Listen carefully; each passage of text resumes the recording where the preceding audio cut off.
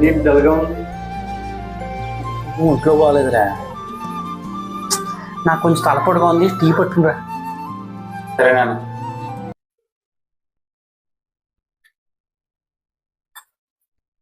టీలు ఎవరికరా? పిండికి ఒకటి నాన్న, బాగాలేదంటున్నావు కదా. ఒరే, ఇది కూడా అమ్మలాగా మంచి మనసురా. తులసి, పొద్దునుంచి ఏం తెలియదు కదా. టీ వద్దండి, నాకు బాగా ఆకలేస్తుంది. అన్నం తీసుకురండి. ఇవాళ నువ్వేం వండలేదు కదే.